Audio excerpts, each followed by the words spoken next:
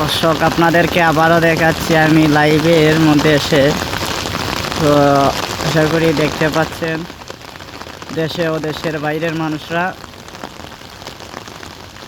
যে বর্তমান সিলেট, বাংলাদেশের মধ্যে সিলেট বন্যার পানি নিয়ন্ত্রণে সিটি বিভাগের মধ্যে অনেক ঝুঁকিপূর্ণ রয়েছে।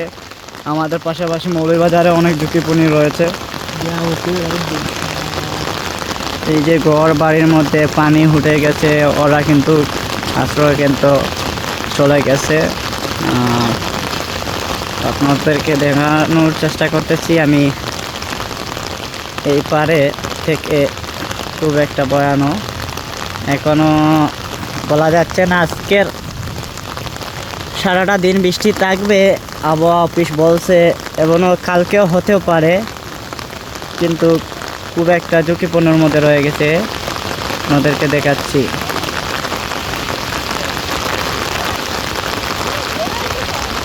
আশা করি দেখতে পাচ্ছেন সবাই যে কীরকম পানি, উজানের পানি এদিকে আসতেছে দলাই হয়ে, তারপরে মনুতে আসছে। মনুর 2-3টা বাঁধ ভেঙে গেছে, বরাট এদিকে একটা, এর বাদে সাবন্তর, খেওয়াঘাট এদিকে ভেঙে গেছে, আরও উজানের এই পাশে অনেকটা ভেঙে গেছে।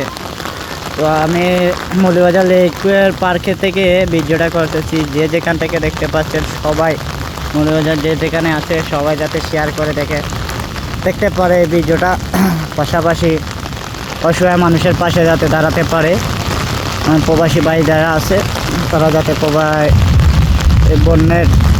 বন্যার দুর্যোগে মানুষ যারা রয়েছে ওদেরকে যাই কিছু ত্রাণ দেওয়ার চেষ্টা করে, ওদের পাশে যাতে দাঁড়াতে পারে, আমি এটাই আশা করবো আপনাদের।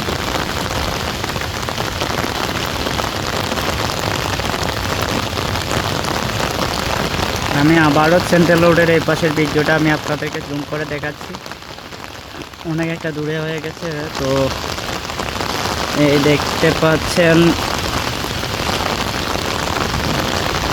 এই পাশ হলো সেন্ট্রাল রোড।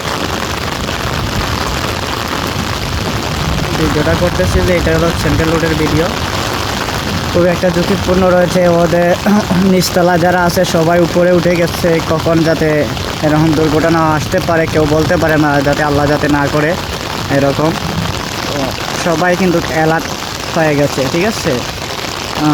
সামনে কিন্তু বনফুল বিল্ডিং দেখতে পাচ্ছেন, মৌলভীবাজারে সবচেয়ে অন্যতম একটা বিল্ডিং, পাশাপাশি অনেক বাসা মানুষও আছে, ঠিক আছে।